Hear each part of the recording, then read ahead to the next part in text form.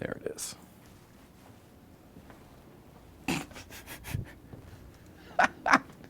Did it work? Is it working? Oh, no, I can't deal with that. That can't be. No, I can't. I can't do that. Oh, come on now. We need something. All right. Flag on the play here, but whatever. We're just doing it. Sorry, everybody. All right. Hi, I'm Jay Ryan. Welcome back to the Late Night Playset. I hope you can hear me. It seems like you can. My little clicker isn't working, but we've got a great show for you. Nicole Ryan is to my right over here. She looks like this. And we've got a great guest by the name of MARC KARZEN. MARC KARZEN was the still photographer on Late Night with David Letterman. Rather influential in my life personally. He did all the bumpers, the late night bumpers, in and out of the commercials, all the photography, all of the artwork. He was very involved in what made that show look how it looked, which, as I mentioned, was rather influential to me and people like me. So we're going to be talking all about Late Night with David Letterman, as well as his book, The Letterman Bumpers, which is available now on Amazon, as well as a show he has with auctions, or an auction, I should say, an auction with pieces that you could own. You could own some Letterman bumpers. You could own a Letterman bumper, however much you want to spend. You could own all the Letterman bumpers, probably, if you get enough money. Anyway, that's what we're talking about. Plus, it's Amusement Park night. We have got East Coast Feed at Great Adventure Park in New Jersey. And we have Mike Chisholm, producer Mike, in Disneyland. He's experiencing Star Wars Land for the first time. And we literally have footage of him seeing it all for the first time. And I don't want to spoil it. It's rather emotional. It's emotional footage. You can see it on his face. Just stay tuned. Stay tuned. Please subscribe right now. The name of the show is Late Night Playset. My name is Jay. The lady to my right, as I mentioned before, is Nicole, and we're going to start it right now. Take it away, Will.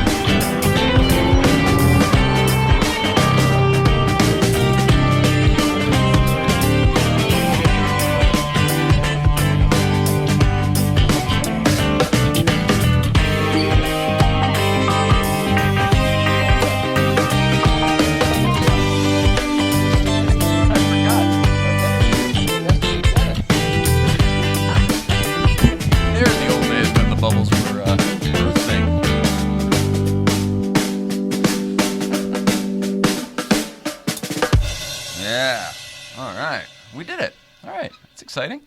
Yay. Hello, everybody on Instagram. Let's see. Welcome back to the Late Night Playset. My name is Jay Ryan. To my right is the pretty girl, Nicole Ryan. It is Tuesday, May 3rd, 2022. First things first, Tradecraft Tuesday. Get you going on that. And then to explain to everyone else what's going on, Tradecraft Tuesday, as I mentioned, our guest is MARC KARZEN. We're going to be talking all about old David Letterman days and his photography and his own creativity and how he was a part of making something that became very influential in my life. And let's see, we got to talk about GVBC. We have an East Coast feed from Great Adventure, as I mentioned. It's Amusement Park night. And we've got to check in with producer Mike, who is at Disneyland. Disneyland! What's happening with the Instagram audience? Hello, Bubbles. Oh, Shazam's over here. Hi, buddy. You're not on YouTube, but you are in the chat. It's very cool. Bobby Holland Art is here. Left Coast 912. Sophia Gregores.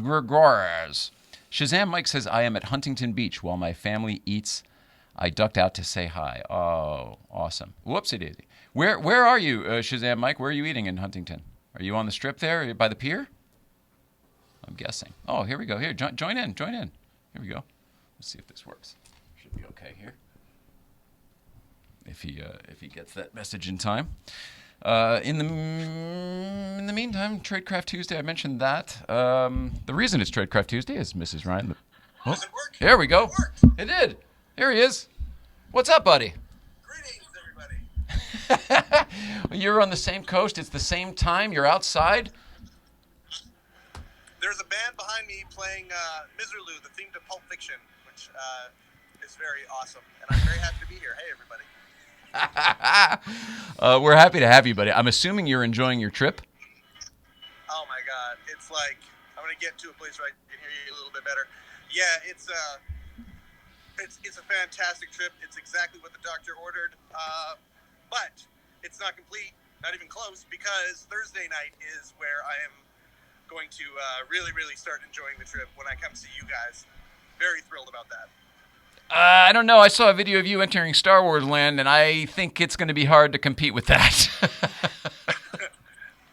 Okay, just see if you can see the same look on my face as you see the same look on my face as I see that desk and those chairs for the first time. You know, this is. The same look.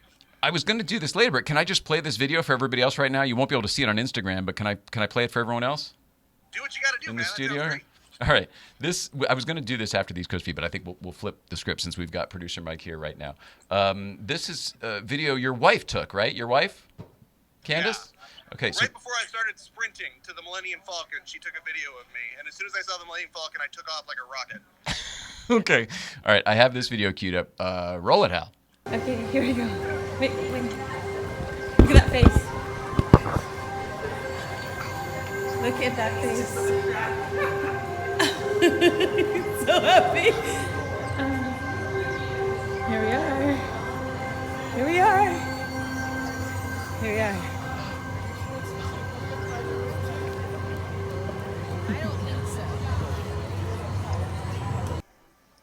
Oh, buddy.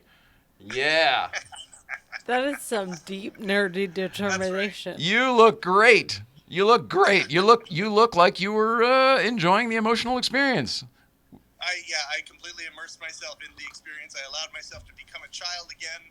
And like I said, about a second or two after that video ended, I saw the Falcon in between the buildings, and I took off like a rocket to go see it.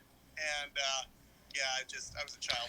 When our guest Mark Karzan just handed me this book a few moments ago before the show, and he simply just opened up to a few random pages with nothing of any specific intent, I just sort of must have showed him a look on his face, and I said, "Does everyone react the same way I do?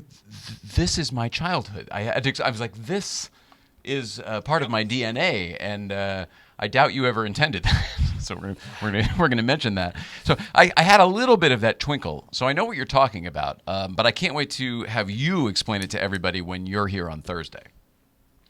Absolutely, and you know what? I want to stop bogarting the time here on the show because you got Mark there, and please say hi to him for me, or actually, if you can hear me, hi, Mark. I do. He was just watching you. He just got up right now. There he is. Oh, right on. I am very, very excited. There he is. Hey, buddy.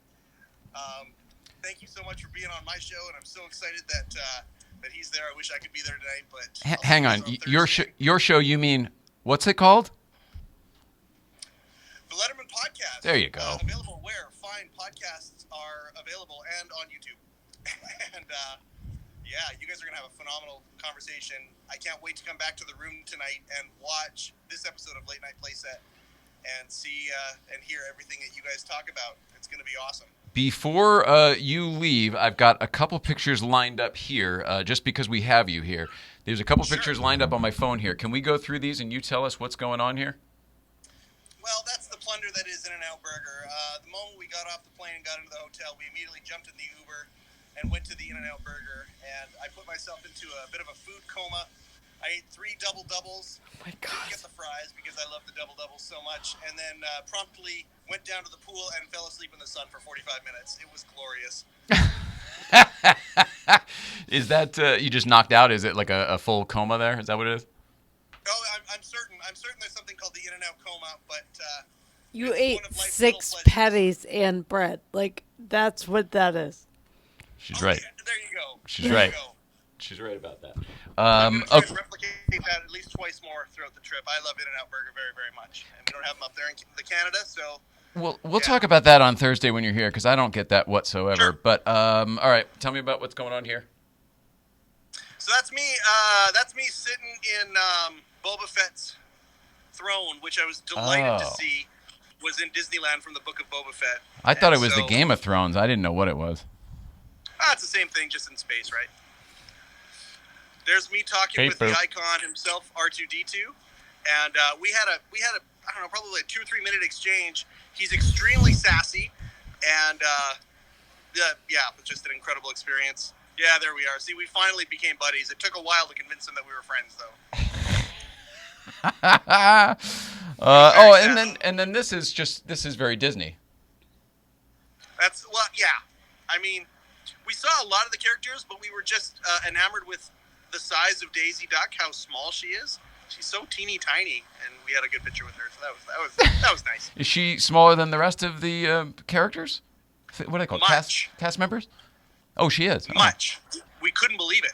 Yeah, much smaller. Is that just because maybe this is an equal opportunity employment situation, or is this the type of thing where Daisy has always been drawn smaller and we never noticed? Those are decisions made above my pay grade, Jay, but I would imagine that diversity does have something to do with it, yeah. I like it. All right. Oh, hang on. Here we go. This is a place I don't believe you're even allowed to take photos. How did you get a selfie in here? Yeah, I actually took an entire video of the second time we went on Rise of the Resistance, and I don't know if they were messed up the ride, but there's a place where in the middle of the ride they bring you onto the loading landing deck of a Star Destroyer, and they just left us there for 5 minutes, and we were like, okay, and so we started exploring and walking around. And that was quite the thrill, being on the landing bay of a Star Destroyer. It'd be something if that was just part of the ride, right? Like, they just sort of see how you figure your way out of it. Like what do they call those? Safe rooms or something? Not safe room, escape room. Sure. Escape room. Escape rooms, yeah. I'm already exposed how nerdy I am. The other I asked. It was my fault. We went on the Rise of the Resistance. The other 3 times, you were literally rushed through that room. Like, holy cow, and then into the next room. That's what I've always seen, so the that you can't break the immersion. The whole point is that they rush you through some of these things so that you can't find out where the seams are because you're so immersed in these environments. Yes. That's one of the ones, though, you could poke pretty hard at and not find a hole. That, and when you're moving through those big walking dog creature thing from Star Wars. Yeah. I don't know. I'm not a Star Wars guy. But when you're driving underneath those, that was super cool. I screamed when we went into that room. Like, I literally screamed like an 8-year-old boy. It was delightful. All right. That doesn't surprise me. I saw your face. I'm so happy for you. This is a dream come true for you. This is going to be one hell of a trip. You're coming here on Thursday, and then when are you going to see Dave? Dave's on Saturday night. Amazing. So, come see you guys first. Can't get to see the big man without sitting in that chair, so I'm very excited about that. Make sure you tell him. I'm sure he'll be thrilled. He'll want to know all about it. All right, have a great trip. Enjoy dinner with you. Don't get hit by that Jeep Cherokee there. What's going on there? Holy crap! Absolutely, they're eating on the beach right now. I love you guys. Yeah, we love you. Enjoy your meal, and we'll see you, I guess, Thursday, right here in the Playset. Yep, we're moving on Thursday, and I'll be in communication as to when we're going to come by. By the way, before you go, congratulations on a great episode of the Letterman podcast that went up today. Everybody should go check it out. It's Eddie Brill, who was a longtime comedy booker and a longtime warm-up guy He's got a long history in comedy, running his own clubs to doing his own dates and shows. But it's a great episode, great listen, great watch. We watched it on YouTube. And I just want to let you know that you're only on episode 3, and I think that you're doing a great job. As you start to get these bigger guests, I think you are going to really, I think you're going to gain the confidence that is the only thing you're missing. The show, you look confident as hell. I talk to you off the air, and I know that you're still like, oh, I don't know. You're killing it, and go have dinner knowing that you're killing it. Oh, that means a hell of a lot to me. Thank you so much. All right. Thank you. Okay, thanks, Nicole. Nice seeing you guys. And again, say hi to Mark. All right, don't cry again. We love you. No, not this time. No, wait, save that for Thursday. See you later. All right, bye, buddy. You're going to have to end, though, because I don't know how to kick you out of here. Well, that was easy. Okay, all right. Well, gee whiz. We actually took care of a lot of stuff there, so while that seemed like it might have been long, we're moving right along here. Great. Producer Mike, LA Adventures, we got that out of here. Real quick, let's do the East Coast feed since we're on the Amusement Park theme. And this is Danbury Chive checking in from Great Adventure in Jersey. Roll it out. That's East Coast feed! Jonesy, tell Uncle Dan and Nicole, where are we? We're on a Ferris wheel so high. What park are we at? Great adventure. Great Adventure. And what did we do when we first got here? We did the safari. We saw a lot of animals like the lions and ostrich, Ostrich, yeah. the giraffe, tiger, and the elephant. I know. That's it. We're at the East Coast feed. Right, Jonesy? Bye, guys. Bye. Did anyone catch her shirt there? Future Jedi? Her shirt said Future Jedi. so cool. I didn't realize the connection here. I'm just playing just the beginning again. East Coast feed! Jonesy, tell Uncle Dan and Nicole, where are we? You We're can see on a Ferris wheel Future so Jedi. high. So there's a tie-in there with our other little kid at Disneyland, producer Mike. Oh man, this is so fun. Okay, done. Now the only bit of business I have to tell you before the commercials is GVBC. GVBC has been great. It's amazing. Obviously, I don't need to tell you that. The world seems to know that at this point. But I need to tell you that as the presence increases with folks coming up to visit, so does the incident rate. So this is the part where I remind and ask everybody to please respect the crest, whatever that is for you. I'm not going to tell you how to drive or what to do, but I feel like a reminder of respect the crest is good. We ended up taking the backside down on Friday because we heard that there was an incident down the front. Something happened, a Porsche crash.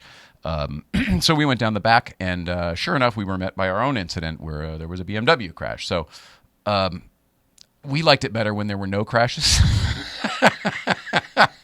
And quite frankly, we liked it better when there were no crashes associated with GVBC. So let's go back to that, shall we? Yeah. Shit happens up there. So I'm not blaming anybody. I mean, we've had incidents ourselves, and we are pretty darn careful. So like I said, this isn't a pulpit thing. I'm not telling you how to drive or what to do, but we all need the reminder to kind of keep it in check every once in a while. Stay present, breathe, be aware, eyes up. It's a good reminder to be conscious of the surroundings always. You have a rock wall on one side and a bottomless cliff on the other side, like a James Bond's, or we always call it, Indiana Jones style impossible cliff. Every movie has an impossible cliff. And it's just hundreds and hundreds of feet down. So you really don't have a lot of margin for error. So respect the crest. That's it. All right, love everybody. And while you're respecting the crest, wouldn't it be great to enjoy some GVBC merch? And the official licensed gear of GVBC is available from Dual Shift, DUEL Shift, on Instagram or dualshift.com. It's our good friend David Torres' company, and he handles the merch for the Good Vibes, and we love him. So thanks. Everything's been kind of out of stock. He's doing his best. I think it's the supply chain issues. They could put out just stuff. They could keep cranking out stuff, but they've got kind of quality.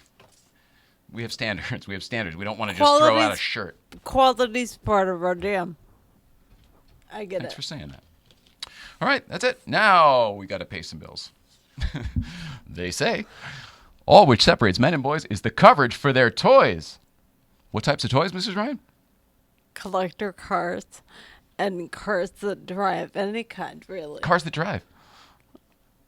Yeah. That's right. Cars that drive, cars that don't drive. Electric cars, gasoline Any kind cars. of vehicle. That's right. But truly anything that needs insurance. It could be your home. It could be your business. It could be your chainsaw collection. It could be your stamps, your coins, your late night bumpers. People are these. I'm not joking. These are highly sought after to collect the actual originals, which he auctions off. Very high profile buyers. It's not just nerds like me. And a little bit of everything. So all of those things are insurable. And oh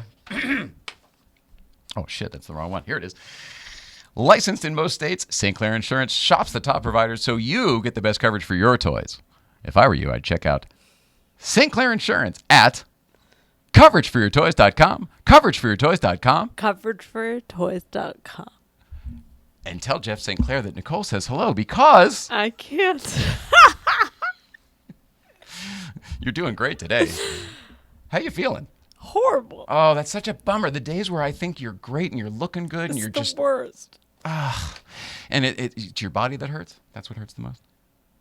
I have to give a disclaimer. I don't really feel pain because I smoke a ton of pot.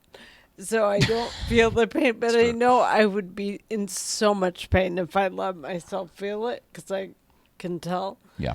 And my legs are really not working at all. Yeah. The So- wiring's just fried and non-existent. It used to kind of come back a little bit, and now. Every strain affects me differently, and when I'm on one for longer, like it affects me different. So I just am learning. I have to learn each one over. I need to get Chris Gabriel. Shout out to Chris Gabriel and the it's cannabis, but then also the new line is called Hydrotic. He's a cultivator. He's a businessman. That's what he really is. He's got huge stores and huge lines of product. But that one seems to be, the tradecraft stuff is good as a balance, but the Chris one seems to be like the one that sort of levels you out a little bit. It's a really good base. Like he's really smart about it and thoughtful, and we talk a lot about what I need and what helps and what does what, because it's not always what it says. And then he tries to cultivate, like grow a plant with that stuff in it so that it's For better me. for you. It's amazing. amazing. I'm lucky in the weirdest ways.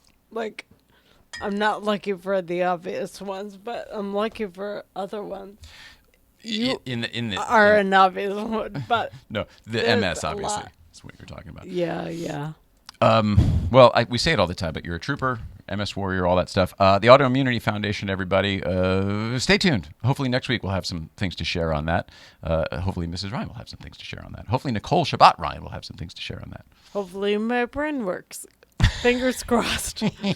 Everything I have, every thought together for like 2 minutes, and then it melts away, and I have to start all over. Can you explain what that's like to people? Because that must be so frustrating. It is really frustrating, and I'm dick, but like I'm really smart, so like it's really deep ingrained in here. So I think what you're experiencing is what you used to be able to accomplish and know and think and grab and retain. It's weird to not be able to go to anything you think you know. Like I reach for shit and nothing's there. So it's like being in a dark room all the time with your eyes closed, hands out, no idea what's there. What do you mean by that? Do you mean like if you go to pick something up? In my brain to find information and make anything work. Oh, it's a dark room up there. It's like a storage room with no light. Yeah. Oh, God, that's an awful visual you just painted. That's what it's like. Yeah. Oh, I'm so sorry. All the time. Good luck finding anything up there. I mean, it's So- amazing. You're a freaking miracle. Yes. And I'll say again, I'm a dick by trade, by design, but like I don't want to be a jerk to people. Look, when we finally figured out, like, who the hell are we on these people? It was finally once. All right, slow down. I'm so anxious to get our guest in here. I hate rambling, but this is kind of important stuff for you. So, when we finally figured out who the hell I was on this show, it was like this person with this wit, and biting personality of David Letterman, but with this undoubted desire to be Mr. Rogers is who I am. And I think you're not all that dissimilar. Like, you're somebody who professionally, you were a effing bitch on wheels because you used to, just how you used to get shit done. You were like a power player in the business out here. People don't know that because they didn't know, you were invisible then. Now that we're in front of people, they don't know what you used to do. So I really think you're constantly comparing new life of new Nicole to old Nicole, and I think that that's perhaps where some wiring issues get screwed up. Because I think you're handicapping yourself, forgive the term, by going, oh, I used to be able to do that and I can't anymore. So it's like, oh, that's a terrible place to start from. How about? I did, but I've stopped that and I'm living more in the moment, which every time I can do less, I go lean more into that. So it's like, just do what you can. Gratitude for what you can do and live there. Which to me sounds horribly hokey. So I have to change the words to make it more suitable. I think when we're living where we are and with what we're doing, you have to be a little hokey, and all of the trite stuff that your parents and grandparents said, all those little tiny little one-liner, do this, don't do that, because whatever, they were all true. They're all accurate. It's just a simpler life, and we were all speeding through it because life goes so quickly. Now that we have to take the time to slow down and choose to take the time to smell the roses, the perspective changes, the outlook changes, and I think maybe that's what's happening for you. I would lean into that. Okay. Okay. All right. Enough. All right. Thanks for anybody who stayed through that. We love you. All right. We did one commercial. There's one more. Sorry, Mark. We're getting there. Series 1 Films. This episode has been brought to you in part by Series 1 Films. Let me tell you about Series 1 Films. Series 1 Films helps automotive brands create engaging cinematic content for social media and advertising to grab and hold your ideal customer's attention. Check them out at series1films.com. Series1films.com. Series1films.com. The one is a number one. Perfect. All right. Great job. How do you feel? Fine. Not in life. How do you feel about what we've done here? Amazing. All right. Thanks for hanging out on Instagram. We are going to take a quick break. We're going to tell you about Oh So Delicious Hot Sauce, the best jingle in the world. And then we're going to get our guest Mark Karzen in here. Mrs. Ryan, Oh So Delicious Hot Sauce is... the hot sauce made by bears. That's made by bears. Oh, so delicious. It's the hot sauce made by bears. Garlic and serrano mixed with love and care. You can put it on your eggs, pour it on your rice. It's great on a leg, it's better on a slice. It's oh so delicious. It's the hot sauce made by bears. Oh, so delicious hot sauce. Great on everything except oatmeal. Get your bottle today at ohsodelicious.org. $1 from every bottle sold goes to the National Military Family Association. I'm Johnny Lieberman, and you're watching LMP. What does LMP stand for? Late Night Playset. Oh, yeah, that's right. I've been on there. Yeah, good show. You should like and subscribe. Like and subscribe. There you go. What are you driving today? 63 356B.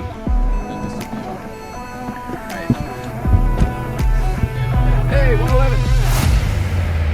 What are you driving today? Here we go.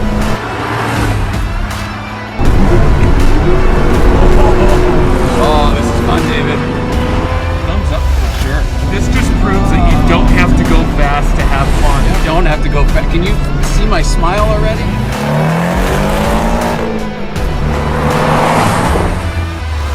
Okay, I'm impressed. You don't need to stick it. He's already got it. My car's going to feel slow as balls after this, I'll tell you that. Pedal down. Yeah, baby.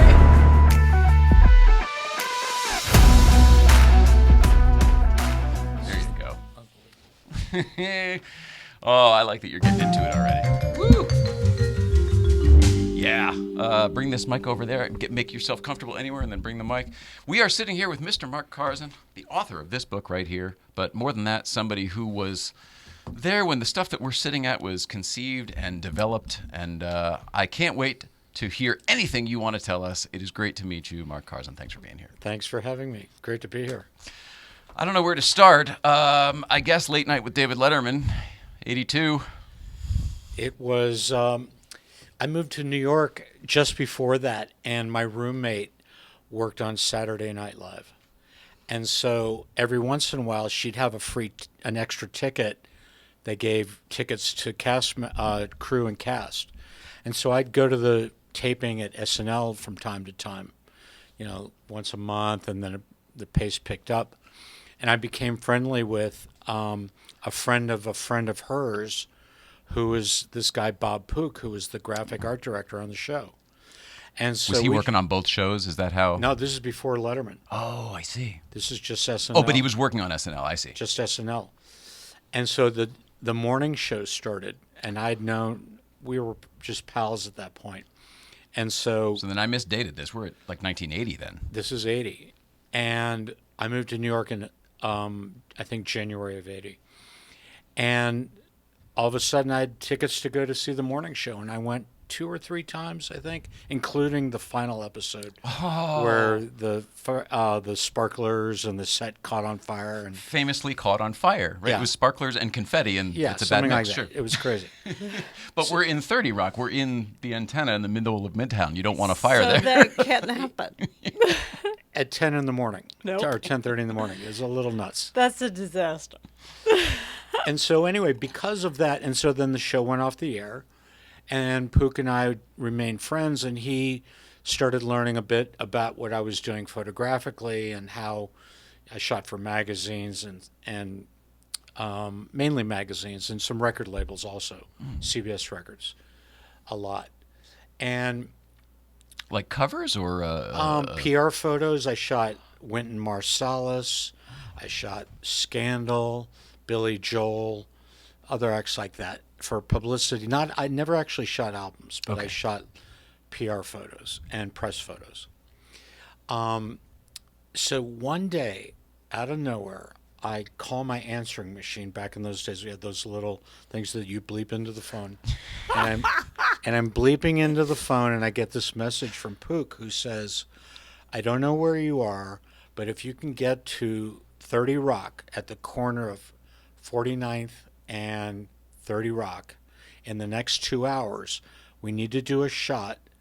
We've got a cement truck coming up, and they're going to lay wet cement on the sidewalk, and we're writing in wet cement Saturday Night Live, and the photographer we have is nervous about the lighting, and the sun's going down, and we don't have a permit to pull cable, and we need a battery-powered unit, which somehow I told him I had that. I mean, that was my little secret weapon back in those days. I could show up anywhere and light anything in the middle of a field or in the middle of, Midtown. When other people would have needed a generator and all the other accoutrement. Yeah, so it was a cool little unit back then. And so called him back and got organized, got my stuff, jumped in a cab, and there I was. Cement truck came up, laid it down, and we back in those days we had to use a Polaroid. This is pre-digital. So we're shooting Polaroids, and you could see the reflection, the right place, and the shadows, and the difference between the wet cement and the dry cement. Everything looked great. Took the film to the lab. Proof sheets came back. Made prints. This is a few days, obviously, to do that whole process. And everything was perfect. And so from that, anyway, a few weeks later, like 3 weeks later, those photos ended up in the main title sequence of Saturday Night Live. And there I am in the green room on the set, and live from New York, it's Saturday night, and there are my photos on the screen, and the crowd's going wild with the band playing. Unbelievable. And that changed my life. That was the moment. All of a sudden, I was a photographer for television. Not just a pretty premier show at the time, too. Pretty hot show in those days. Yeah. So that changed everything. And once again, Letterman's off the air at this point. So this is the beginning. Having just been canceled. The morning show was canceled. I'm sorry. So that was 80. The morning show after that. So at that point, Pook and I are friends. And a year or so later, we started talking about this late night show that Dave was going to build in place of Tom Snyder. And so the idea of having no logo sort of became the theme. He sold that idea to the producers and to everybody upstairs. Really? That there was not established. There was no logo. The idea was not to have a logo. So let's shoot, a freeway sign and replace exit only with late night. That was the simple idea. Or the side of a bus. As if it was a found object. Right. And so graphically we could integrate whatever title we wanted. And that helps with your themes too, right? Because it's not just one specific thing. You could, if you got one guy on, you put the subway on. You get another thing on, you put the wedding cake on. All your different. None of that was thought through. It was as simple as we have no logo. We can take a picture of the front of Madison Square Garden and make it late night gardens. That's the idea. Yeah. And they said, great, go. And so we just started going out on these, simple shoots. This is like at the end of 81 with, subway signs and freeway signs and, a bus. Just obvious, simple little things. A subway, or what do you call those? The cap on the street, the big metal round cap thing. Oh, manhole cover. A manhole. Yeah. There you go. I remember that one. Thank you. I remember that one. So manhole covers and stuff like that. And then as we got into it, after we did, 4 or 5 shoots, and initially we were shooting a few times a week. Ultimately, we were shooting once a month. Oh. But once we got into it, we'd come up with concepts. Let's go and shoot, transportation stuff or baseball, a baseball shoot at Yankee Stadium, and things like that. And then the bumpers actually started to take a utility and, fill in things on the show. So it was... It was not intended to be as big a role as it became? Not at all. Not at all. First of all, nobody knew what the show was going to actually look and feel like. As Dave said in the past, they ordered 6 weeks of shows and then another 6 and then maybe 3 months. And at a certain point we were up to a year, and then it's like, and then they kept renewing at these different paces. It was always temporary. Yeah, it was experimental. Wow. Everything was experimental. And so it took everybody time to find, the pace and the rhythm and the tone and what worked and what, Dave thought was funny and what the audience thought was funny and what, played. It's so interesting to me because you say the show didn't have a logo, but of course I think of that varsity script, the baseball logo. I don't know what it's actually called. I think of that as being the logo because I guess it became over time. Over time it became... So the story, here, I'll show you. Here you go. So, where are we? Yeah. So this logo... Well, it's ours too. I mean, we still that same baseball font for our late night. So what we used to do is hang out up in the art department at 30 Rock during Saturday Night Live tapings. And so when they would do a dress rehearsal... Now, I know that building so well, Mark, because that's where I started, too, at Saturday Night Live in Conan in 6A. So where were you? Because I know. We were on the second floor. Oh, okay. Second Mezzanine. floor on the 6th Avenue side. Yeah, 2M or whatever. Yeah. So we'd hang out there during the dress rehearsal, which was like at 7 o'clock or 6:30 or 7 o'clock. And we would, I may have worked on some graphics and some photos and intros or whatever that were in the show, or we were also working on things for late night during that time, and we just literally hang out in the art department. Sometimes I bring a blender and vodka and frozen limeade, and we whip up some blender drinks while we're watching the dress rehearsal, and then hang out for a while, and changes would come down from the show, and so the graphic artist would maybe change a graphic at the last second, to fix a sketch. And during all of that, I'm just sort of in the. I'll never forget the moment.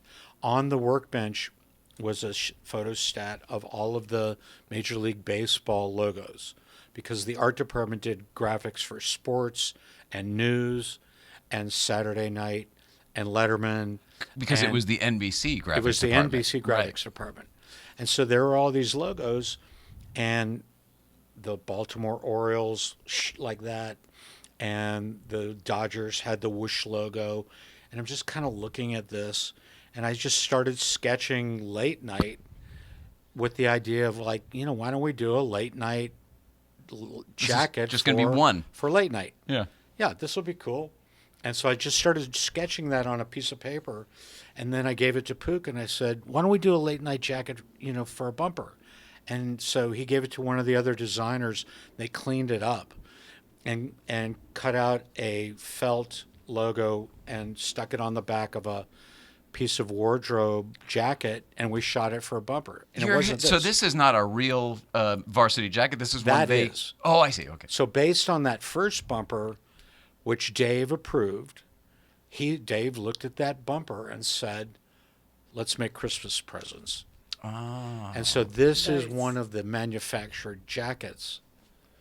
From the beginning. From the beginning. Wow. So that was probably 6 months after the first one was done, at least 6 months. And on that print, you can see that with David Letterman is drawn on top of it. And so that's basically how the bumpers work. That's amazing.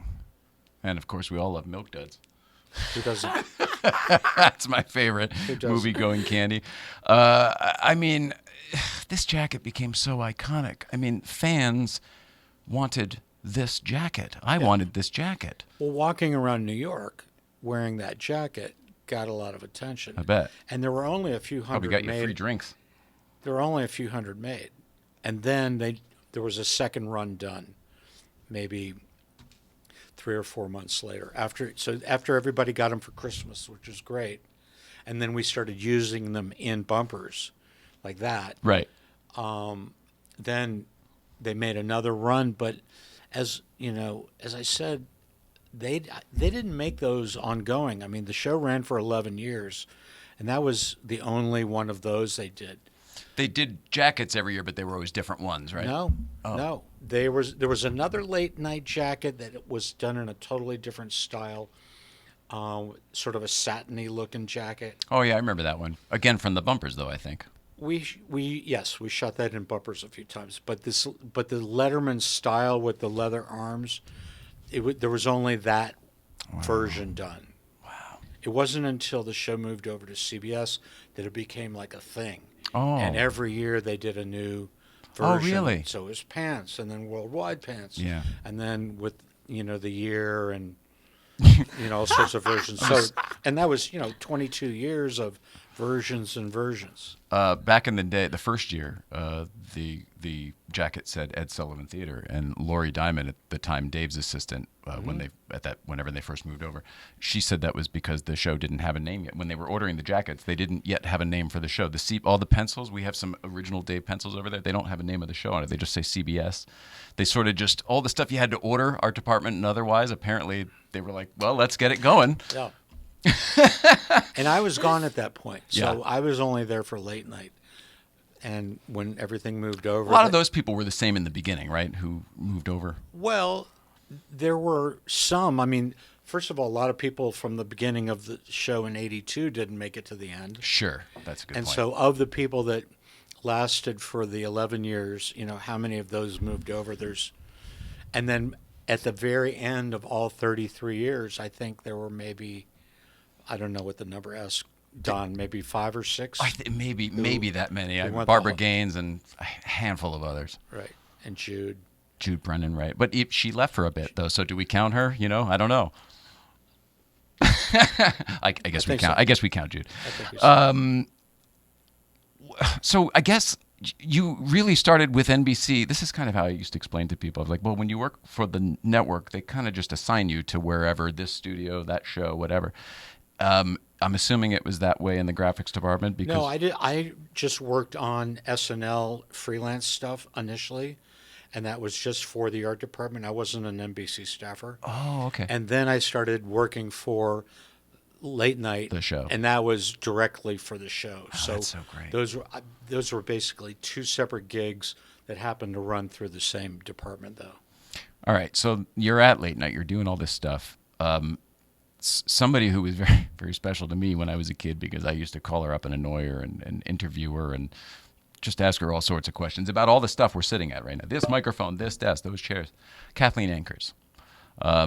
Fans of the show will remember her because she was on air a lot as either the ticket lady, right, or the NBC bookmobile was always one of my favorites, or she had the foul-mouthed chambermaid, Peggy the foul-mouthed chambermaid. She always had wonderful characters because she was such a personality. She had a very strong accent and strong opinions and a mouth. She's an older looking lady, right? Yeah. Tiny little old lady. British. Totally unexpected.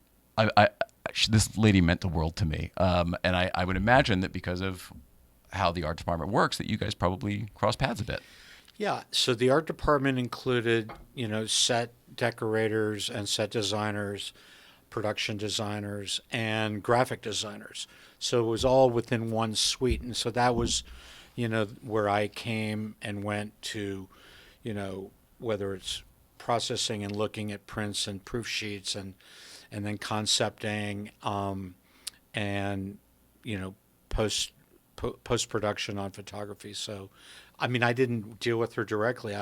She was just in that same department, but I'd see her all the time. Yeah, she was great. She ever on the phone with some kid. I literally I was like, well, how do you make the mic? She said, well, dear, you could replicate that with a tennis ball, with a racquetball thing. Hilarious stuff. Do you know that I have one of those Letterman jackets because Dave gave it to Which me? one? Do you know the story? The Late This Show. one? No, the Late Show, but the one that okay. says Late Show on it. But No, I it's haven't clearly seen an homage to that. Good. Oh, then I don't want to tell you the story. This isn't the place. All right, I was trying to get my phone going here so that I can show some of let's the look at some pictures. If this is, it keeps knocking me out here, so I may have to just hold them up. But that's okay too. Or we can hold up the book, which is bigger. We can hold up the book. If you want to hold up the book, I'll pull up photos here because some of these, I think, the behind the scenes aren't in the book, right? Some of them, a lot of the behind the scenes are not. There are three folders here. We want to talk about the 747. The bumpers, and then the behind-the-scenes pics. I mean, this is a good one. Should I hold it like that? That's pretty close. A little higher. There you go. Yeah, this is a classic. This was an example of a shot on the fly. This is walking through Central Park, coming up in front of the Guggenheim Museum, and this is a good humor ice cream truck, and I just grabbed this snap real quick. And this is also daylight. This is unusual. Most everything we shot at night. And so this is just a simple film print, and on the print, Arlen Schumer, in this case, one of the graphic designers, did an incredible job turning this into just this unassuming little shot. So what's the process here? You take the image of the good humor truck by the Guggenheim, and then some graphic artist goes in and paints Late Night over good humor, and that's sort of how it becomes what it is? That's the process you were describing earlier? Yeah, so the process is we shot on film, negative film. We get proof sheets, color proof sheets, order the prints, which were usually 11 by 14. And some of them had in-camera graphics, like this is probably one of the most famous purely, 100% in-camera. So those are props, Late Night beer. In the freezer. Stuck in the freezer. That needs to be defrosted. So there's no post graphics here, right? And so it was it was kind of 50-50. A lot of, we'd bring a prop, and sometimes we'd shoot something and then do after, But you mentioned the good humor truck was just a found item in right. So, but I don't know what it looked. My dad was a commercial photographer, but I didn't get to visit his work and see how they did all of the photo engraving and stuff like that. Does he literally take the prints that you were talking about that you had made out and start drawing on them and that becomes a new master? This is absolutely pure and straightforward. That makes me so happy. In advertising, the art involved. In advertising photos, when they would need to change the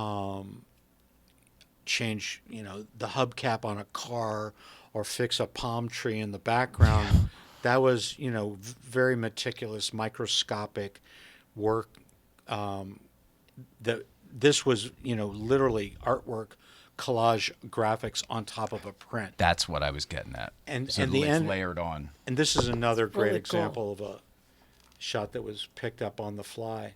This is the car wash. I love that shot. And so that all those graphics above the car and off to the side are on the print. It's so great. But we just literally saw that while driving down the highway. Again, that's the story for you. It's 30 seconds one time because you saw something that inspired you. For the rest of us, it is a lifetime. Here's a good one. Oh no, that's somebody wearing the jacket working on their car. Yeah. And it's the battery. So that's two. So that's two jackets. Two different hands. That's my arm on the left, wearing a jacket, holding the camera with my right arm, and then Pook's arm on the right. So you're doing this Jim Henson Muppet style. Totally. Yeah, I love it. I absolutely love it. Winging it. You and Frank Oz. You got one hand in the mouth, one hand doing an arm, and then somebody's doing the other arm, Yeah, so we could get away with pretty much anything. And sometimes we just shoot things and figure out later how the graphics would be integrated. Sometimes it was obvious, and sometimes it became... That makes sense. Sometimes a lot of kind of cut and paste and trial. So some stuff you would know what you were going to go for, and then some stuff you just, I like that texture, or it's a nice composition for whatever reason. Right. I love it. But maybe that's perhaps, that these, there's some reason that these all resonated with us, right? Us, our generation. Like, is it because they weren't trying too hard? Is it because they weren't beating it in the face with a fish with the messaging and the whole thing, and so we weren't rebelling against it like we did rest of... I was going to say earlier, like, I never noticed or never knew how they were made, but I always noticed that they seamlessly integrated a late night mention, and that's all it was. Like, it didn't beat anything over that. It was organic and seamless, and we're putting it up because we have to, but it's not going to be the usual shit. Yeah, and it's artistic. It's not produced and done and fancy. And here's your late night bologna, late night cuts of meat. The shot list item here is we need more food. Okay, so we went to a deli and got 4 or 5 shots. But you can barely see where, late night is kind of there. And then on the top row of bologna, it says with David Letterman. Oh, I see it up there, yeah. Okay. So the idea is, to be, maybe hide the graphics or be subtle about it and not be slick. These were never intended to be slick. And, my influences photographically were, street photographers like Lee Friedlander, Robert Frank, who, were walking around with Leicas and Nikons and just capturing sort of life. So there might be 3 things going on in a frame. And so I was really kind of playing off of that look and feel for most of this stuff. I keep using the word influential, but it really was for people like me. And then the other fact that every show sort of did a version of this ever since. They've all sort of been, this became part of the model. Yeah, I mean, the other show that was on at the same time was SNL, but that was all about portraits of the guest. Carson did their version, which was always come back. More to come. Yeah. But those were very illustration oriented. And so to take those 2 ideas and do a version of it could not have been more fun. I was going to ask, was this fun? It seems like it would have been fun. Best job of my career. By far, no question about it. That makes me happy to hear. It was fun to do, but more than anything to, be at home at 12:30 and there's a shot that I shot 3 days ago or 2 weeks ago, or something that I hadn't thought of that played into the show perfectly, that's where things became cool. So the part I was talking about was later on they would it seemed like whoever would load up the bumper cards often did try to theme it out with whatever was going on in the show. Yeah. Certainly with regards to at least who the guest was that night seemed. And I loved it because it was another little area where they sandwiched in some creativity. That show was creativity crapped everywhere, all the little corners and crevices. And it was just one more place to put it. So that was Brian McAloon. Brian McAloon was the AD on the show for the entire show. Hal Gurney was the director, but Brian, before every show, queued up all of the bumpers based on season, who the guests were, actor, athlete, musician, and so he'd queue them up, but with the option of flipping something on the fly. And that's where things became really, successful, is his ability to flip something based on what a guest said in the interview. That's specifically what I'm That's talking where about. they came to life. Because sometimes you wouldn't know what the hell, the guest is so-and-so, but then they have a conversation about spray painting a car for some reason, whatever. And then all of a sudden there's a bumper with a spray painted car. Late Night with David Letterman. Very cool. That must have been him knowing the library that well, too, and knowing what he could pull from. Yeah, I mean, and he was the one that would basically, producers, Hal Gurney, the director, maybe writers, but it was mainly Brian who would say to Ed, we need more food, we need more, we need hockey. Oh, so the note when you went to shoot the bologna is, hey, we need more food from Brian. We need more food. Wow. Do you know who we're talking about here? When they would go to the control room, you'd see Hal, you'd see Pete Fatovich, usually down at the end of the line near Jude or whoever, you'd see somebody else, and that was often Brian. And I think he would either direct or technical to direct the show sometimes too, right? Because he ended up directing, I think, Late. He moved over to Late Show, yeah. Yeah, that's where I met him when he was doing, I think, Kilborn or Ferguson back in those days. Yeah. And he's here in L.A. I didn't realize that's what he was doing back then. I don't know what I thought. I don't know the year that he moved out here, but that's when, the show that followed, Dave. I'm going to make a note to reach out to Brian McAloon and see if he would do our little show here. Absolutely. He's fantastic. Thank you for that. All right, keep going down the list here. Do we want to keep looking at bumpers, or do we want to look at behind-the-scenes picks, or can we talk about the 747 show? Because it's one of my all-time favorite shows. Well, it was the coolest, craziest television show ever made. Let's shoot a show on an airplane. Like, the whole show is shot on the plane. It was insane. During a flight. Oh yeah, we took off. It was not on the tarmac. No way. It was really flying? Holy fuck. So. Oh my God. So I'm going to try to pull these up while you talk about it. I don't know who takes credit for the idea. Maybe it was Merrill Marco, who was the head writer at the time. But the idea was 4th anniversary, what do we do? And someone said, let's shoot the whole show on an airplane. And so they figured out where we're going to fly from JFK to Miami. So whatever that is, maybe 2.5 hours or so. Yeah.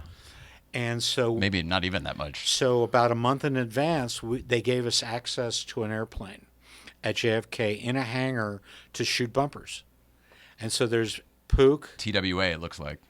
There's Pook, Ed, myself, Marie O'Donnell, who was Dave's assistant. She played the stewardess in some of the shots.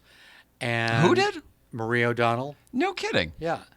And so we shot maybe 8 or 10 images, maybe more. I don't remember exactly. But they gave us full reign to hang out and do whatever we wanted. They gave us airplane food. They gave us, the full galley. So, and this is just prepping. This isn't the actual show yet, right? No, this is just for our bumper shoot. So we could come back and get them ready for the show. This is unbelievable. And so then for the show, they needed to fill up the plane. And so there was some crew on the plane. I was on the plane. I brought a friend of mine, my friend Mac Haskell. They let me bring him. And he just, sat, in the seating. As I remember this, was it first class? It was the nose of the 747. Yeah, the front end was where the show was shot. Because this, you can see the curvature of the fuselage. Yeah, so that show there's a stupid pet trick behind the scenes. We'll have to shot scan in through here. Let's see. On the plane? Yeah. Let's see. Here we go. Here's a stupid pet trick. Yeah. Now I zoom in here. Now what is that? A dog on her head? Absolutely. But you can see the Are plane we allowed here. to go horizontal on this? No, I'm trying, and every time I do, it keeps kicking me out. So I'm sorry. I don't know how or why. But I see David Sanborn over there in the front. So the band is up in first class. Dave's doing stupid pet tricks with a guest. What I noticed this very specifically was in this shot right here. Look what happened to make the flight. That is this very microphone right here, Mark. Not one like it, the actual one. I heard a little story about that. Well, that's how I got my jacket. Dave gave me my jacket when I gave him the microphone. You may be wondering why I'm actually here. But yeah, so there's Dave. And he's playing the little drum machine there with the band. Yeah, and there's Sid McGuinness in the background, the new drummer for the Rolling Stones. Oh, Steve Jordan. Isn't that the coolest? And I sent that to Steve a few months ago. He must have been a kid here, right? I mean, he was a child on that show. 25. We're the same age. Unbelievable. No, so here he would be 29. Unbelievable. That's so cool. And then you got your Larry Bud Melman over here, Calvert DeForest, the late, great Calvert DeForest, and then Mr. Jack Rollins, I think. That's Jack Rollins talking to Calvert. Famous manager of the day. He's Woody Allen's manager, I think, as well as Dave. David Steinberg. David Steinberg. So there's the band. Steve. I wish you could go full screen. I know. I'm so sorry about that. I don't really know how or why I'm not able to do it. It was working fine before, as was my little clicker here. So, and then of course that's Meryl. That's Meryl. And someone else. So anyway, it was the coolest thing ever. And so we flew down there. By the time we landed, they got pretty much everything they needed. We got in a bus and went to a hotel and had a big party. And some people were going to stay over and some people were going to come back. So I came back. So we were partying like crazy. This is 1986. Hello. And so a bunch of us got back on. It's a different time. Different time back then. So a bunch of us got back on the plane and came back up to the city. So why stay?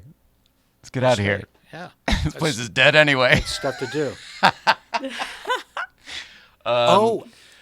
And if I'm not mistaken, Steve Jordan said that the band came back and played the first Rock and Roll Hall of Fame that night. You're kidding. The induction ceremony. It was the first time they did it at the Waldorf Astoria. That's right. And that was that night. That's unbelievable. How crazy is that? That's pretty amazing. It's unbelievable. That's unbelievable. I went to a taping. I mean, I guess it happened once every year, but I went to a taping once with my Aunt Catherine, who was friends with Paul Schaefer, and we were supposed to go. This was at 6A at NBC, and we were supposed to go backstage afterwards, and we couldn't because they were skedaddle. They were going down the elevator already to go bust out and do that same gig at the Waldorf. Before they built the Rock and Roll Hall of Fame, they used to do it in New York at the Waldorf Astoria in like a ballroom or something. Oh, man, before that's so they cool. went to Small world. Cleveland. Yeah, I think Cleveland is where it is now. It was just it was just an award show. They didn't shoot it for broadcast. It was just a wicked concert. Nobody cared about it. It was, record executives and Jan Wenner who thought we should start this. But then incredible bands and musicians and those Bob nights Dylan are the best. Like when it's just a small group of people that appreciate what's there. Like before it's a thing. Yeah. Yeah. Always. That's amazing. But it's pretty awesome now. I mean, I watched. It was just on a few months ago. So cool.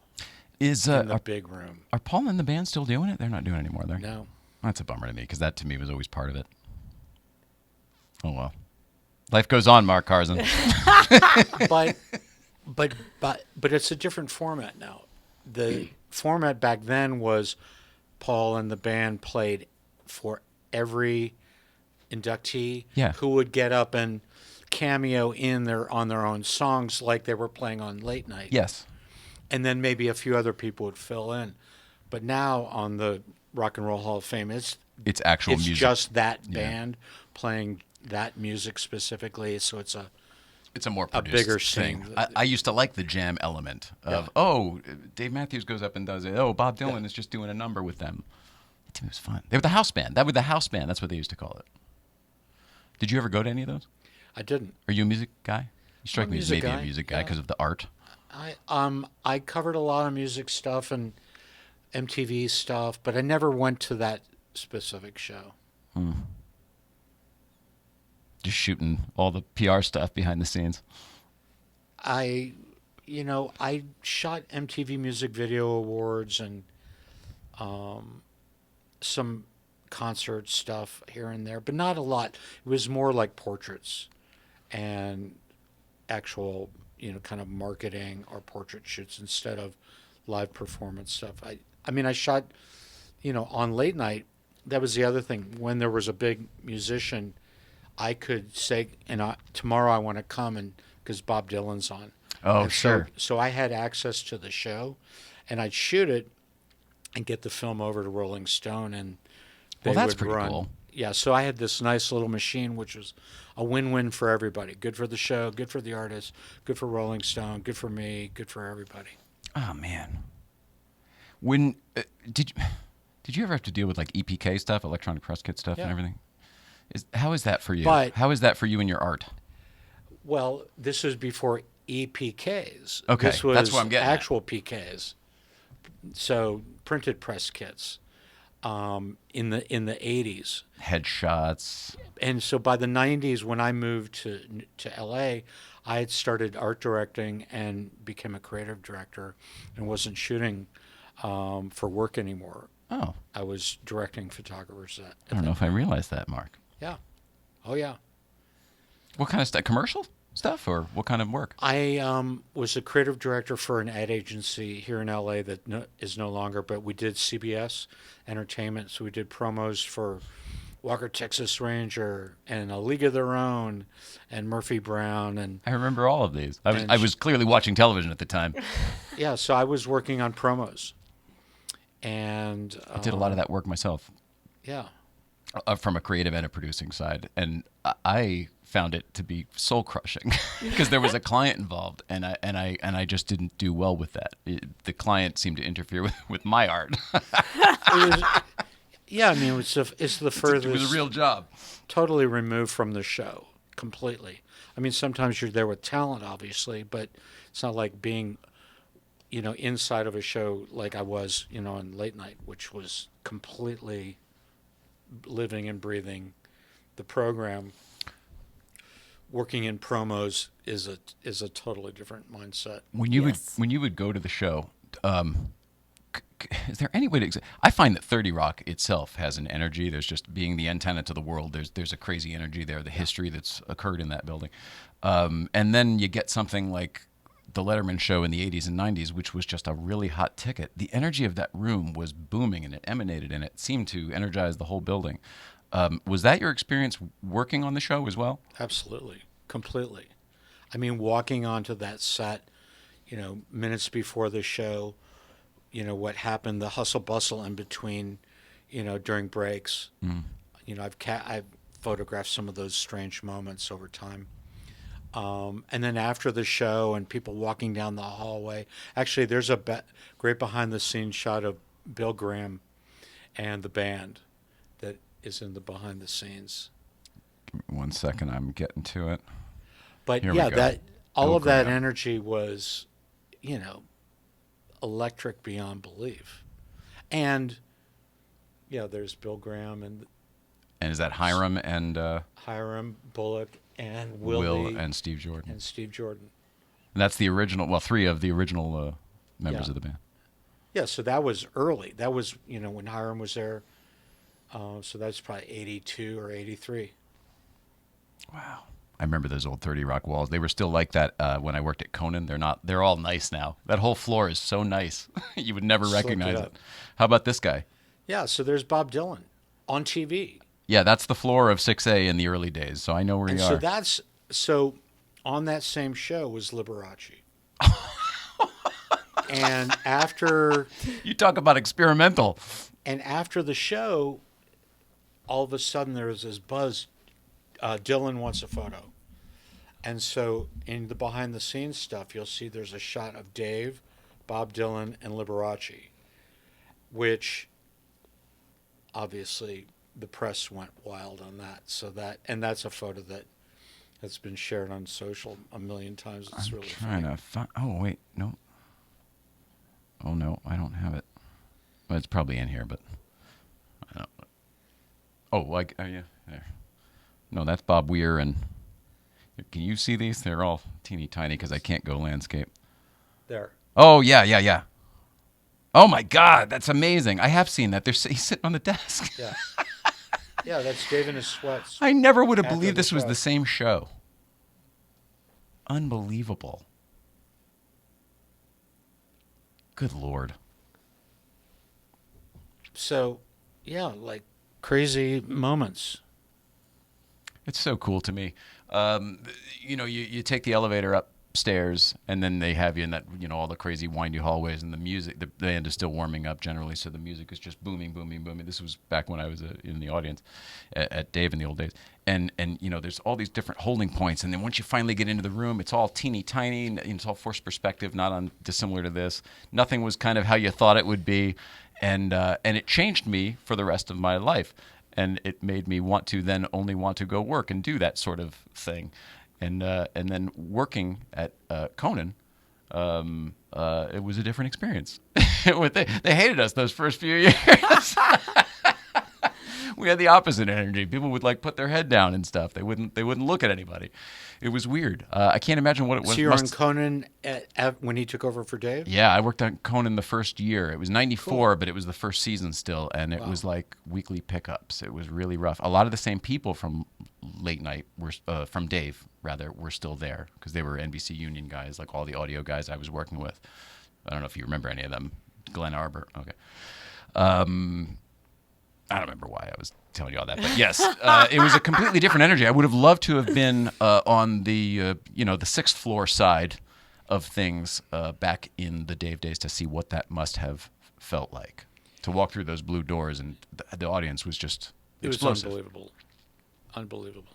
Yeah, and yeah, I mean that's what's so incredible about the show and what happened all those years in terms of careers that came out of that show and the style of making the show and the run and gun stuff and surprises. But it's certainly the experimentality of the show was unlike any show we see now, for sure. And, certainly when Dave went to CBS, it was a different, it shifted gears in many ways and was in this, historic, beautiful, studio cavernous space, stage.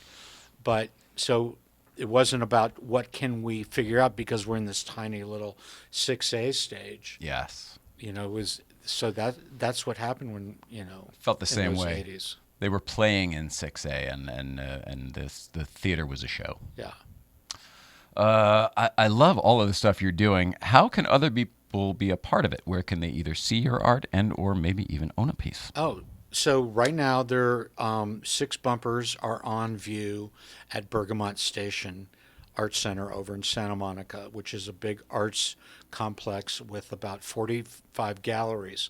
And in the Santa Monica auctions space are 6 of the bumpers, which are now on view for the next few weeks. And on May 15th, there'll be an auction for bumpers, prints, and books as combo sets. May 15th. May 15th, The type of thing 2022. you have to be there in person. Can you do it online? You can do it online, phone in, and in person. I love it. So I'll probably be there. Not probably. I will be there on this Saturday as the preview continues and they expand and start to put up tents and things. But this is an auction that's been around for 35 years. So art collectors from all over this area come, and there's incredible stuff there. Is this the one at the Santa Monica Airport? No. No. I don't know where this Bergamot is Station Olympic is. and 23rd. Oh, I do know exactly where So it is. it's near then. Lantana. Sure. So it's about 5 blocks from Lantana. Yeah, and the LA Farms over there. There's a lot of good stuff over there. Okay. Yeah. Larry David's office is over there. Yeah. Yeah. Right. Lantana. Right down there. Yeah. Oh, man. All right, so May 15th. But there's a What lot day of the of week is that? It's a Sunday. Oh, maybe we can come to that. So there's a lot of photography. Is it open to other people? Can we come? No, you can come just to watch. That's what I mean. Oh, absolutely. Or bid. No, We'll they see. they love for people to come and check it out just so you understand the system and the routine and the scope. There's, things, they're pieces, $300-$500 all the way up to, there's a set of photographs by a photographer named William Eggleston.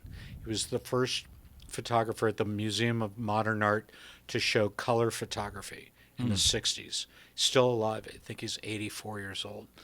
And he has an edition. It's not his, it's from an owner. 11 prints shot at Graceland, and the estimated price is $250,000. Are they of Elvis and Priscilla, or No, are they just of the it's house? just of the house. Priscilla commissioned him to do it. Oh, so she invited him to come and photograph Graceland. That's pretty cool. And they sold them as art prints, and it's just like furniture. And, the jungle room, whatever. Yeah, crazy stuff like that. Cool. And so they were shot in the 80s. That's going to be a little bit more than $300 or $500. $250,000 is the estimate. $250 to $350. So today's market might go more than that too. So it'll be fun. Oh man, I'm so excited for you. Is this fun to still be working on something that you did many years ago? Yeah, it's hard to believe that, I still have a connection to all of this. Over the years, especially when I got into promo land, and people would say, "Well, what have you worked on that I would remember? That I'd recognize?" Well, you wouldn't believe me if I told you. I'm doing this show called Love and War. I've never heard of that. Is that Annie Potts and Jay? Yeah. Thomas? Can't believe I've heard of it. Or I'm doing Candid Camera on cable. Oh, that's good. Or yeah. So, but when I'd mention late night, their eyes would pop open, and they would always say the same thing. Every night in high school, I would watch late night with, hidden in a closet. You're supposed to be asleep, yeah. Yeah. So, we all had the same thing. This is what I grew up with, these stories. And, I realized that was and not to mention I worked on it for 11 years. So it wasn't like just doing some promos or main titles. That's a life. It was a lifestyle. So what did you bring that you shoot with? Is this just your everyday around the neck point and shoot type of deal? This is my everyday camera. Looks to me like an iPhone with a beautiful case on it. This is so there's a show on Netflix called Emily in Paris. And I saw in the show that she's got this phone case. She's shooting like this. And I started looking around, and on Amazon, this is the Emily in Paris iPhone case. Stop. With the strap. It's the strap that sells it because he has it around his neck. $15. But meanwhile, hey, where's your phone? I got it right here at all times. So when I go to a photo show like at Leica Gallery, people come running up to me and they're like, "Oh my God, I've never seen that Leica." Yeah. It's like, dude, it's just a camera case. It got me at first too, but then once I saw, noticed the. What's cool is this lens looks like it's a lens. It's not. It's just a little proppy lens, but it looks like it's an extension or something. I mean, you can't throw it in your back pocket anymore. That's probably out. Doesn't fit in the pocket. What is your? Do you have either a camera or a brand of choice? During Letterman, I shot Nikons. I shot Pentax 6x7, which is 2 1/4 format, which you hold like a 35. So that was kind of a big step in terms of quality. You come sometimes on TV. The problem back then is TV format was 640 by 480. So no matter how good it looked, 3.4 roughly, is that right? Well, 4.3 rather. Yeah, 4.3. Right. So the quality, we could get away with a lot, especially with the graphics. Like something that you can see graphically in terms of, the roughness, you could get away with NTSC. Now with high def, you would see all of the crunchy lines. But anyway, so I shot film cameras the entire time. We never touched a digital camera ever. Shot Leica several times along the way, but that was just for things where I needed to be kind of invisible and not get a lot of attention. I gotcha. And then, in digital land, Nikon and Sony's and all sorts of different contraptions. Digital, do you find, I don't know, my dad always shot Nikon as well in the film days, but he was not alive for digital. He didn't get to see that. Is there still the Canon Nikon debate in the digital world? Do people still care? Because, theoretically aren't all the chips and processors made in the same places these days, so it's all software anyway? The biggest switch in the last few years is how Sony has a silent mode. So Sony has mirrorless cameras, and so set photographers can shoot silent. It's amazing. No, it's incredible. And you literally, or you can turn the volume up, or you can change the sound of it. So if you really want to create a presence, you can turn the volume up. Yeah, which is sometimes a good digital. thing. It's not because it's not actually moving. There's no shutter, so it's mirrorless. It's just making it's like your car. There's no there's. Yeah. Right. So letting everyone know you're around. So my son, who's a photographer and shoots on a lot of TV shows, is getting ready to shoot on some network shows, shoots for Netflix a lot. So that's a big thing, being able to shoot without the whole blimp thing and being, a problem during, live. The blimp thing was But ridiculous. as far as the difference between Nikon or Canon or Sony in terms of lens and quality and so forth, it's indistinguishable. Yeah, it's a function of well. features. That's what I find as well. How do you like usability? What's the interface? Yeah. You are so fascinating. I'm grateful that you took the time to do this, but also I hope that you would come back sometime. I'd love to. You're local, right? I'd love to come back. Okay. Treat us however you're supposed to treat us when there's a show around that you can visit anytime, like you used to have that that relationship. Well, I love what you guys are doing. I love the worlds that you play in, Cars and Late Night and, obviously, Dave, who's a, car head and Jay, who's, been a guest, and Spike, who, I know from... He knows a lot about cars. From the back in the day, that whole, gear and transportation and lifestyle and late night television and, We thought it would be kind of like you, we thought it'd be a real small niche, but then it's interesting how many people that does appeal to. Yeah. Yeah. No, it's... Are you a car guy too? So I rode on two wheels on bicycles. Oh. So I was a bicycle racer in high school, and I went to high school here in L.A. Oh. And in the spring, we'd have races up in Malibu. And so when you guys do all of that country store stuff, yeah, I remember going up there when I was in high school. The rock store. Well, Cross Creek didn't exist. Oh, you literally mean Cross Creek. I remember that. So there was the bridge, but there was like a hardware store, and there was a gas station. There was a movie theater at one point. And so we had an annual first season bike race right there. And one year, a bunch of Ferrari guys came up just hanging out, like watching all the bike racers. And we were on steel bikes back then. And, these Ferraris, this one guy who had a single windshield wiper, whatever it was, 1970 something, I don't know what it was. I don't know either. Sounds cool. But we were sitting there looking at this, and we were just bike racers with shaved legs and, Lycra and all this stuff. And a cop came driving up and started giving him a hard time about his single windshield wiper thing. And we were like, oh, my God. We rode away, and the cop wrote him a ticket. Holy crap. Well, that shit hasn't changed, I'll tell you that. I'll never forget that. They're still dealing with the same thing up there. That's amazing. Yeah. Again, how the worlds are parallel. When I first moved to L.A., I lived in those condos at Pepperdine on the Hill that looked down on that Cross Creek. So that was the first few months of my L.A. experience right there. That's why I know the movie theater. There used to be a Pizza Hut there. There was a bunch of shit that's not there anymore. Now it's all fancy and nice. Yeah, now it's too fancy and too nice. Yeah, but it's legitimately a pizza place.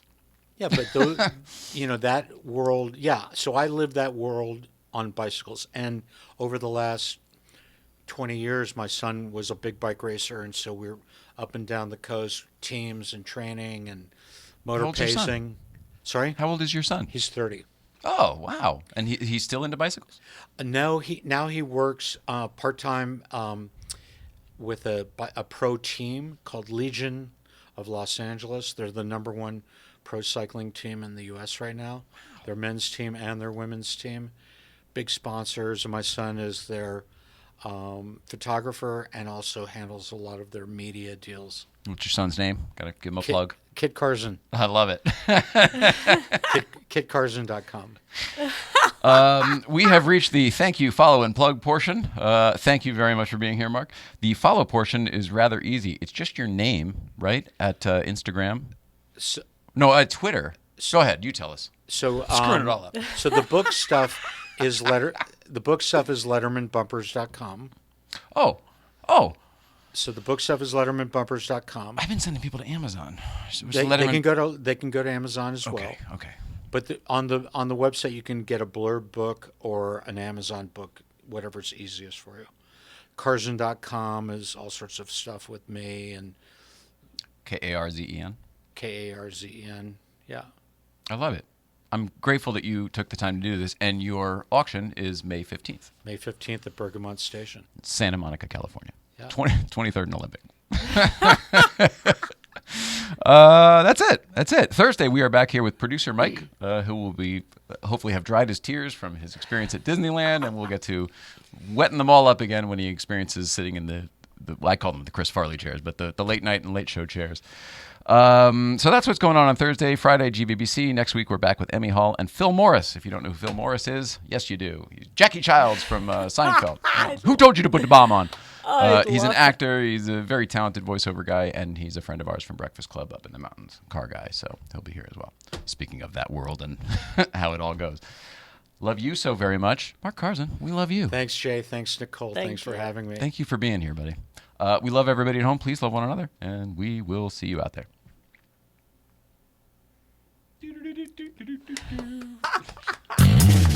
I'm Johnny Lieberman, and you're watching LMP. What does LMP stand for? Late Night Playset. Oh, yeah, that's right. I've been on there. Yeah, good job. You should like and subscribe.